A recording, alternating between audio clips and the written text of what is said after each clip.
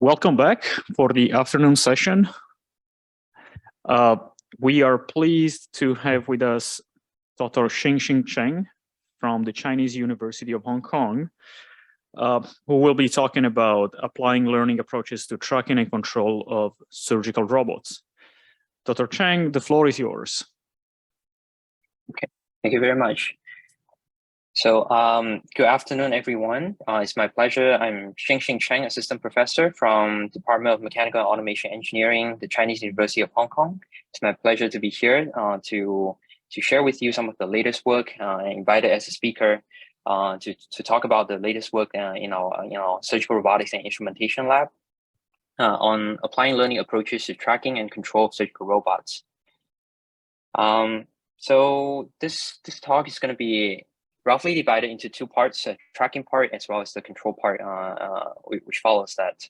And first up, we are going to focus on the ultrasound-guided needle procedures.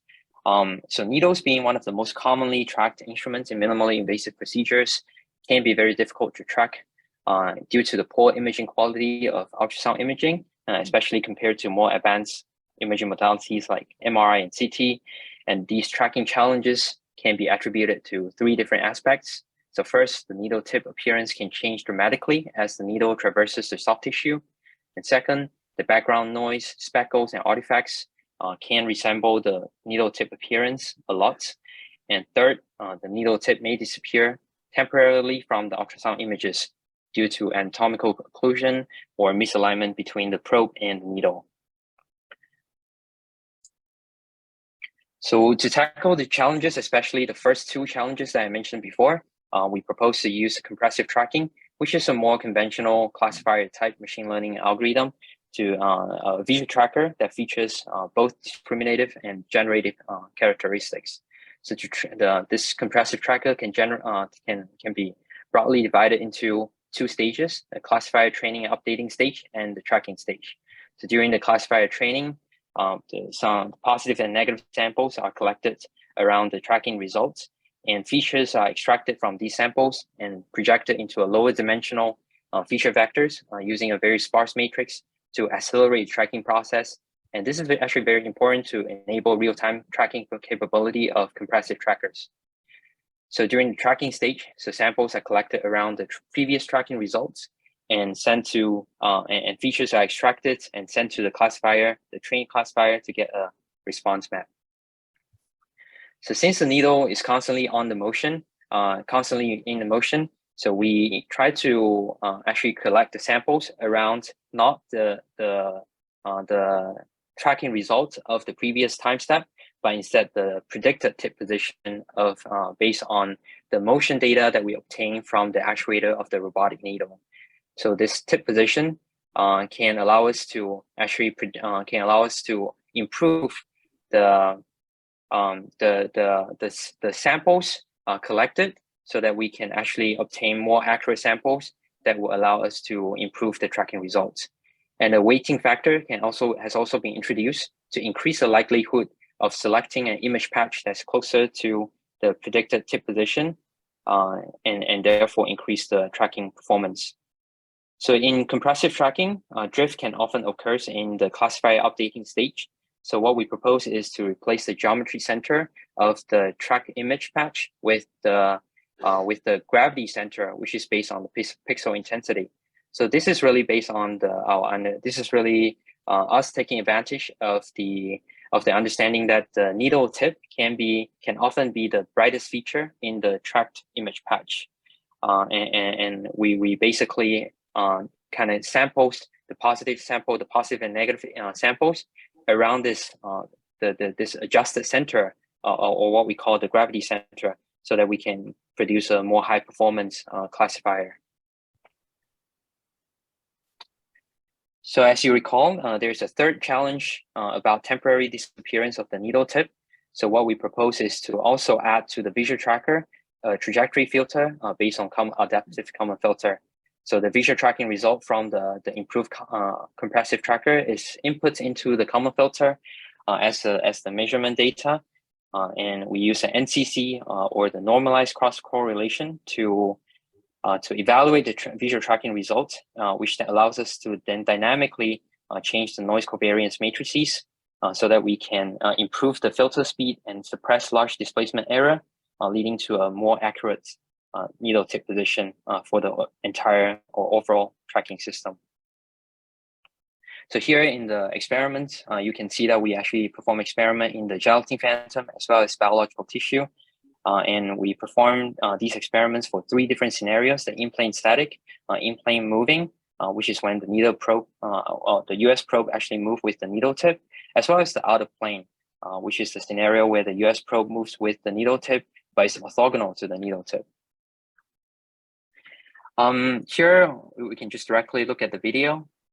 When we compare our improved compressive tracking with the original compressive tracking, we see that during the tracking process, our improved compressive tracking is able to continuously track the needle accurately, while the original baseline method gets stuck in a bright spot during the needle insertion process. And in the other scenarios, this is an in-plane moving. The in-plane static, our proposed tracking system, the ICT plus the adaptive Kalman filter, is able to continuously track the needle very robustly as well, with very small error. And this is a scenario where we have an out of plane tracking. Even though all the trackers perform relatively well, our proposed tracking system actually performed with the least error, as you can see in the graph on the bottom right. And in the last scenario, which is an in-plane moving, again, our tracker produces the least error during the tracking process. So with the advancements of deep learning and image processing and time series data prediction, we also propose to use the deep feature-based trackers and motion predictors to further improve the tracking performance after our initial work, which was done actually kind of 2 years ago. So the visual tracker that we developed here is actually based on the Siamese neural network structure with the target template branch and a search branch. And this is actually a baseline method that we will use to compare our proposed tracking system with in the ablation studies that I introduced later. So the ResNet50 network is used as the backbone in both the branches to extract the tracking features from the template patches as well as the search patches. So we also take advantage of the transformer architecture, whereby the transformer encoder was used to reinforce the target features from multiple target templates, and the transformer and decoder was used to propagate target cues from the template branch to the search branch. So to increase the discriminability of our tracking system or visual tracker, we also use 2 sets of different Gaussian shaped masks to highlight the target features in the template patches and suppress the noise in the search patches. So you can see on the right hand side, there's also a template update submodule based on MLP network to evaluate the visual tracking results to determine whether the latest needle appearance should be included in the template sets. In this way, we can update the template sets with the latest needle appearance model to adapt our tracking system with the dramatic changes of needle appearance throughout the tracking process.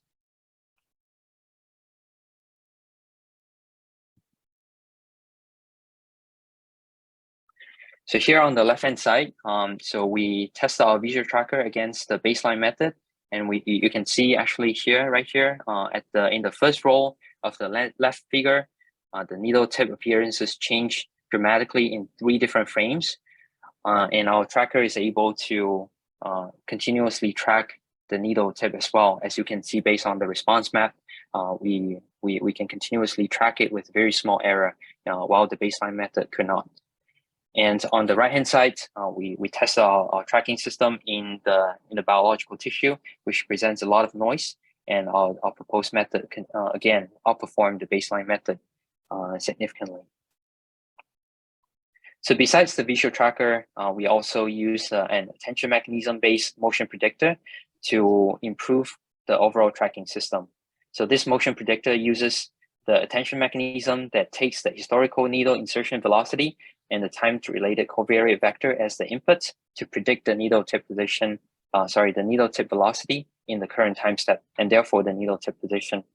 So in contrast to the common filter that we used earlier, the proposed motion prediction module does not rely on any predefined motion model and has no specific constraints on the noise distribution model.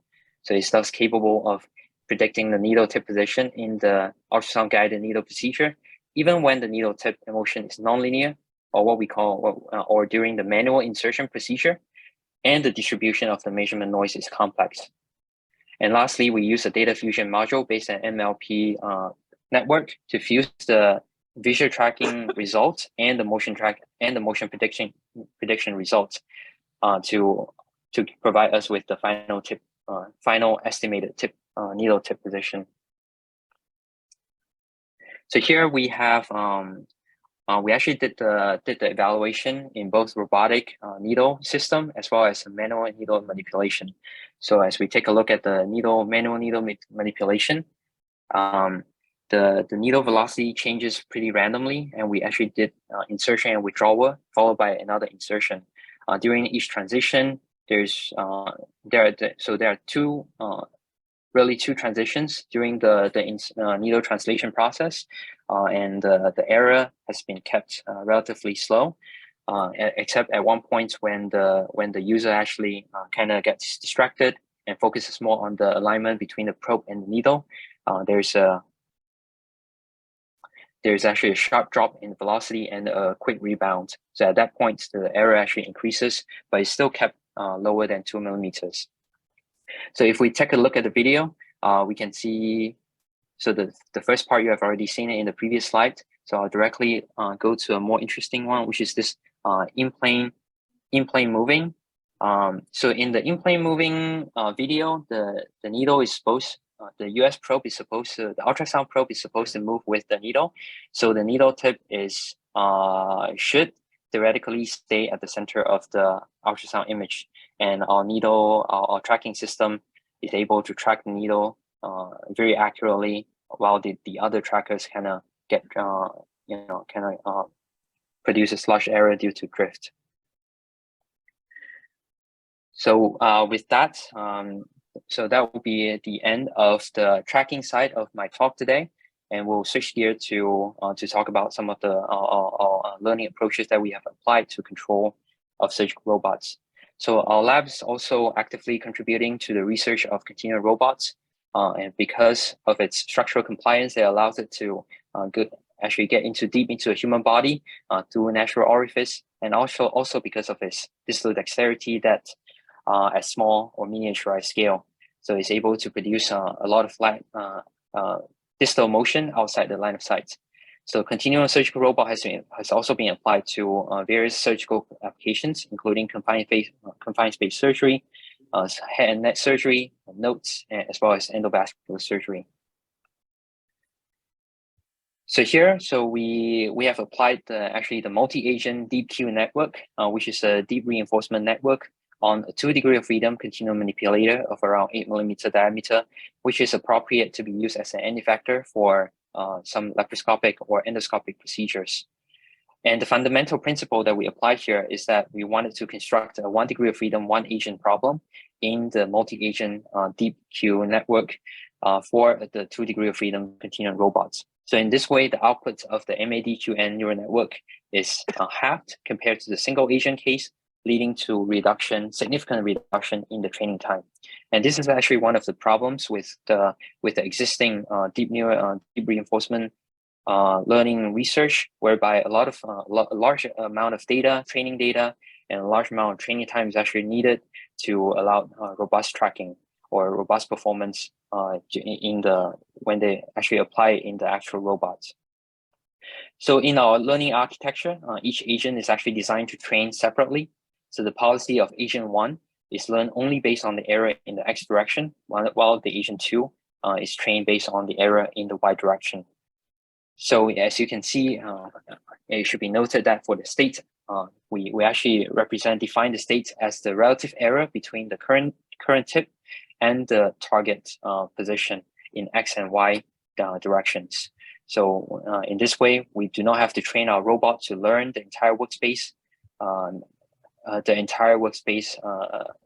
or the full workspace of the robot. So if you look at the bottom right, this is the control diagram of the entire framework. So the Q value is actually approximated by the neural network, similar to single agent DQN. And then an epsilon greedy policy is used to balance the exploration and exploitation problem during the learning process. And a replay buffer is actually provided for each agent to store the transitions and continue the learning process during the testing, so that it's able to adapt to real-time changes in the environment that's not available to the robot during the off-policy training. So we also propose a shielding scheme to allow the actions to be more adaptive to the Euclidean distance between the robot and the target. So basically, a linearized saturation function is proposed to, or is used to make the action set boundary linearly proportional to the state error. This effectively creates a continuous action set, ensuring that the robot tip oscillation or any large undesired state change will not happen when the robot is very close to the target. And at the same time, the robot motion can be relatively large and therefore efficient when the robot is far away from the target. So we perform robot training, robot motion training in simulation first, based on a robot with a constant curvature model. And we also did the training with the physical robots. And in both scenarios or cases, the MADQN actually converges much faster than the single agent DQN due to our fundamental principle that was mentioned earlier. And as you can see, around 50 episodes are needed to allow the overall framework to converge, or the error to converge. And that 50 episodes for the physical robots really translates to around a little more than just 1 hour. So we have performed quite a comprehensive set of experiments to evaluate the performance of the robots. And these robots are evaluated after being trained on the physical robot itself for around 100 episodes, as you saw earlier in the previous slide. And in this slide, well, we performed trajectory tracking for 3 different shapes: a circular shape, a square, and an infinity shape. So with shielding, we found that we're able to do our RMSE was reduced by more than 50% compared to MADQN without shielding. And as you can see on the top right figure, there's no chance that the robot actually produces any large displacement error when it's close to the trajectory tracking. So we also apply external payloads to simulate the integration of hardware on the continuum robot during the surgical procedure. So 30 grams of weight was hung at the tip of the continuum robot, representing a payload to weight ratio of more than 300%.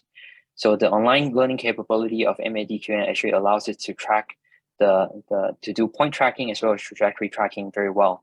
And we also compared with the kinematics model-based optimization control. We found that our reinforcement learning-based control was able to provide 0.3 millimeter RMSE compared to 0.6 millimeter error for the kinematics model-based control. So here we actually did provided a soft obstacle for the robots, and the soft obstacle is meant to serve as a soft tissue constraint, environmental constraints for the robots, and to see how the robot performs in the soft tissue environment.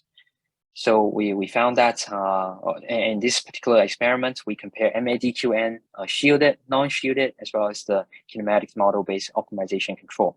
Again, the shielded MADQN allows us to get remarkably well error. So lastly, we also provided some rigid collision to the robot to see how it responds to external disturbances, which can be thought as some collision between surgical instruments during a surgical procedure. And here we provided 2 external disturbances up to 2 Newton force to the surgical robots, and we found that we're able to actually the reinforcement learning based control is able to respond well and keep the error well below 1 millimeter throughout the entire trajectory tracking. So we also evaluate the robots. We also evaluate the reinforcement learning based control with another miniaturized nitinol based continuum robot instead of a 3D printed 8 millimeter robot. So this robot is actually a 2 millimeter robot, with a lot more hysteresis and friction due to the routing of cable inside such a small lumen. Again, our MADQN framework was able to allow trajectory tracking with very small error. So with that, I would like to end on my talk today, but I'd like to acknowledge our funding agency as well as our clinical collaborators and the postgraduate students, these 4 students and research assistants who have contributed to the work mentioned today. Thank you. Thank you. Okay, so we have time for a couple of questions. And in the meantime, may I ask the next speaker to start setting things up? Any questions from the audience or Zoom? Anyone? Don't be shy. All right, I have a question. So very cool stuff. I saw your paper on earlier today on the tracking of the continuum robot. I was hoping you could, so, you know, if I were approaching the same problem, probably my first thought would have been to try and solve these as a supervised regression problem. I was, you know, like, but I have to admit, I'm not too big of a machine learning person myself. I was hoping you could give us a little bit of an insight of how you got to this very original solution of using like the 2 agents. What was the thought process there? So so obviously we're not the first group to use reinforcement learning on continuum robots. So we have seen a lot of literature. Well, not a lot, but there are quite a bit of literature on using deep reinforcement learning or reinforcement learning and then deep reinforcement learning algorithms on continuum robots. And it seems like the training time is actually very significant. Sometimes it takes hours Right. to train the robots, even and a lot of data from simulation. So what we thought is that, you know, by kind of decoupling the 2 degrees of freedom and using a multi-agent to represent each of the degree of freedom, we could potentially reduce the time needed for training. And yeah, that was kind of the thought process that got us to this point. However, I do have to point out that this method likely works because of the small correlation between the 2 degrees of freedom for our continuum robots. So it's our ongoing work to continue to investigate this algorithm to see how it works in a more in a continuum robot with higher degrees of freedom with more correlation between the amount of degrees of freedoms. Got it. Thank you. Any further questions? Yes, please. Yeah, thank you for nice presentation. I see that you use marker-based position sensing, but I think for using this type of robot, I think you may finally need internal deformation sensor without needing external optical sensor. So how do you think about this? Oh yes, absolutely. So in this paper or experiments, yes, we use optical trackers because we did have some issue with our EM tracker as well as the fiber optic, which is not available at that time. So absolutely, the optical trackers can be replaced with other internal sensors or integrated sensors such as EM or fiber optics, but we do not expect any changes to the results produced by our proposed multi-agent reinforcement learning algorithms.